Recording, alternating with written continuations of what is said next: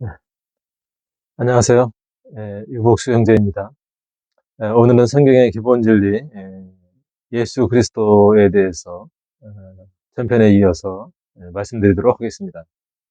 오늘은 예수 그리스도의 중심 사역에 대해서 예수님의 죽으심 그리고 부활, 승천 이런 부분을 말씀드리겠습니다. 먼저 주님의 죽으심 부분을 살펴보겠습니다. 주님의 그리스도의 죽으심은 구속사역에 있어서 불가피하였습니다.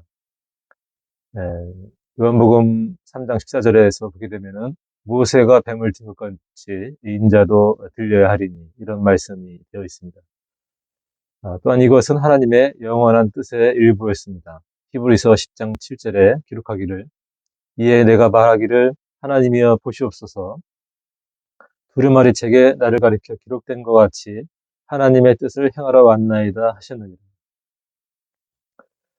또한 이것은 구약의 예언들이 성취되었습니다.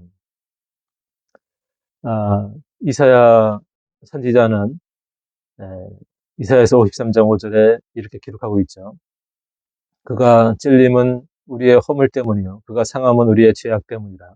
그가 징계를 받음으로 우리가 평화를 누리고 그가 채찍에 맞음으로 우리는 나음을 받았도다. 이처럼 주님 오시기 전에 600년 전에 예언된 말씀이고요. 뿐만 아니라 주님의처럼 오심에 대해서 1000년 전, 2000년 전 이렇게 오래도록 그가 오실 것을, 구원자로 오실 것을 예언되었고 그것이 예언이 성취된 것이죠. 또한 주님은 우리를 구원하시기 위해서 죽으셨습니다. 에베소서 1장 7절에 기록하기를 우리는 그리스도 안에서 그의 은혜의 풍성함을 따라 그의 피로 말미암아 속량 곧 죄 사함을 받았도다. 그래서 우리를 구원하시기 위해서 죽으셔야만 했던 그리고 예언이 성취되어야만 했던 그런 주님의 죽으심을 우리가 볼 수밖에 없는 것입니다. 방금도 말씀드렸다시피 그리스도의 죽으심은 우리 죄를 대신해서 죽으셨다고 하는 것입니다. 고린도전서 15장 3절에 기록하기를 내가 받은 것을 먼저 너에게 전하였노니 이는 성경대로 그리스도께서 우리 죄를 위하여 죽으시고 우리 죄를 대신해서 죽으신 것입니다. 또한 그리스도의 죽으심은 하나님의 요구를 완전히 충족하셨습니다. 사랑의 하나님이시지만은 공의의 하나님이시기 때문에 죄인을 처벌하셔야 했다는 것입니다. 그리스도의 죽으심은 하나님이시면서 완전한 사람으로서의 희생이기 때문에 죄에 대한 대가를 완전히 치른 것입니다. 히브리서 9장 14절에 기록하기를 하물며 영원하신 성령으로 말미암아 흠없는 자기를 하나님께 드린 그리스도의 피가 어찌 너희 양심을 죽은 행실에서 깨끗하게 하고 살아계신 하나님을 섬기게 하지 못하겠느냐. 구약 시대에는 염소와 송아지의 피로 속죄하기 위해 제물로 드렸지만 완전한 속죄가 되지 못했죠. 제가 만약 누구를 위해서 제물이 된다면 몇 사람이나 죄를 속할 수 있겠습니까? 죄인인 저 자신도 죄를 속할 수 있겠습니까? 무죄하시고 하나님이신 그리스도만이 모든 사람의 죄를 대신 담당하시고 죽으심으로 속죄하실 수 있는 분입니다. 그러므로 그리스도의 대속의 가치는 무한하고 영원하신 완전한 속죄라고 말할 수 있는 것입니다. 그리스도께서 이처럼 다 속죄하셨기 때문에 믿기만 하면 구원을 얻는 것입니다. 열심으로 교회에 참석하거나 헌금을 하거나 봉사를 하거나 그런 것하고는 구원받는 것이 아닙니다. 신앙생활을 하는 데는 필요하지만 구원받는 것과는 전혀 상관이 없습니다. 믿으면 구원받는 것입니다. 예수 그리스도께서 내 죄를 대신해서 십자가에 죽으심으로 죄값을 치른 것입니다. 그래서 죄가 없는 것입니다. 이 사실을 믿는 것이 바로 구원입니다. 다음으로 그리스도의 부활을 살펴보겠습니다. 그리스도의 부활은 그리스도께서 세상죄로 인해 죽으신 목적을 완성하신 것입니다. 로마서 4장 25절에 기록하기를 예수는 우리가 범죄한 것 때문에 내줌이 되고 또한 우리를 의롭다 하시기 위해서 살아나셨느니라. 이렇게 기록되어져 있고요. 또한 그리스도의 부활하신 몸은 실제 몸이었습니다. 누가복음 24장 39절을 보면 내 손과 발을 보고 나인 줄 알라. 또 나를 먼저 만져보라. 영은 살과 뼈가 없으되 너희 보는 것과 같이 나는 있느니라. 그것은 영이 아니었습니다. 그 몸은 바로 십자가에 못 박힌 그 몸이었습니다. 그러나 부활하신 몸은 벽도 그대로 통과하는 변화된 그러한 육체였다는 것이죠. 요한복음 20장 19절에 보면 이날 곧 안식 후 첫날 저녁 때에 제자들이 유대인들을 두려워하여 모인 곳에 문들을 닫았더니 예수께서 오사 가운데 서서 이르시되 너희에게 평강이 있을지어다.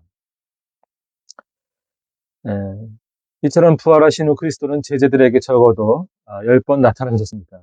또한 그가 부활하신 후 그를 본 500명의 목격자들이 있었습니다. 고린도전서 15장 6절 보면 후에 500여 형제에게 일시에 보이셨나니 그 중에 지금까지 대다수는 살아있고 어떤 사람은 잠들었으며. 이처럼 그리스도의 부활은 중대한 진리입니다. 만약 그리스도의 부활이 없다면 그리스도에 대한 신앙도 없었을 것입니다. 고린도전서 15장 17절에 이렇게 기록되어 있죠. 그리스도께서 다시 살아나신 일이 없으면 너희의 믿음도 헛되고 너희가 여전히 죄 가운데 있을 것이요. 이처럼 그 부활이 있기 때문에 우리의 부활 소망을 가지고 살아가고 예수님의 사랑 가운데 거하며 신앙생활을 하는 것입니다. 다음으로 그리스도의 승천하신 부분을 보겠습니다. 지상에서 하실 일을 마치시고 그리스도는 하늘로 올려가셨습니다. 마가복음 16장 19절에 기록하기를 주 예수께서 말씀을 마치신 후에 하늘로 올려지사 하나님 우편에 앉으시니라. 또 사도행전 1장 9절에 보면 이 말씀을 마치시고 그들이 보는데 올려져 가시니 구름이 그를 가려여 보이지 않게 하더라. 그리스도의 승천하신 것은 영화를 받기 위함이었습니다. 요한복음 17장 5절에 기록하기를 아버지여 창세전에 내가 아버지와 함께 가졌던 영화로서 지금도 아버지와 함께 나를 영화롭게 하옵소서. 또 그리스도의 승천은 하나님의 사람들을 위한 일을 계속하기 위함이었습니다. 히브리서 7장 25절에 기록하기를 그러므로 자기를 힘입어 하나님께 나아가는 자들을 온전히 구원하실 수 있으니 이는 그가 살아계셔서 그들을 위하여 간구하심이라. 이처럼 주님께서 승천하셔서 우리를 돕고 계시고 우리를 위하여 간구하고 계시는 전 사랑의 주님인 것을 볼 수가 있습니다. 다음으로 그리스도의 직무를 살펴보겠습니다. 그리스도한 메시아의 신약에서의 호칭으로 기름 부음을 받는 것을 의미한다고 말씀을 드렸는데 선지자, 제사장, 왕에 대해서 임명한 것이라고 하였습니다. 그리스도께서도 이와 같은 직무를 가지셨습니다. 선지자로서 그리스도는 하나님이 전하라고 주신 말씀을 사람들에게 전하심으로 사람들에게 하나님을 알게 하십니다. 또한 이 땅에 오신 것 자체가 아버지를 나타내신 것입니다. 요한복음 1장 18절에 보게 되면 본래 하나님을 본 사람이 없으되 아버지 품속에 있는 독생하신 하나님이 나타내셨느니라. 이렇게 기록하고 있죠. 또한 두 번째로 제사장으로서 그리스도는 신자들을 위해 하나님께 기도하고 섬기십니다. 히브리서 4장 14절에서 16절을 봉독하겠습니다. 그러므로 우리에게 큰 제사장이 계시니 승천하시니 곧 하나님의 아들 예수시라. 우리가 믿는 도리를 굳게 잡을지어다. 우리에게 있는 대제사장은 우리의 연약함을 동정하지 못하실 리가 아니요 모든 일에 우리와 똑같이 시험을 받으시니로되 죄는 없으시니라. 그러므로 우리는 긍휼하심을 받고 때를 따라 돕는 은혜를 얻기 위하여 은혜의 보좌 앞에 담대히 나아갈 것이니라. 이처럼 신자들을 돕고 계시기 때문에 주님 앞에 담대히 나아갈 것을 강권하고 계십니다. 세 번째로 왕으로서 그리스도는 그에게 충성된 자들의 마음을 다스리십니다. 시편 72편 2절에서 3절을 보면 그가 주의 백성을 공의로 재판하며 주의 가난한 자를 정의로 재판하리니 너희로 말미암아 산들이 백성에게 평강을 주며 작은 산들도 그리하리로다.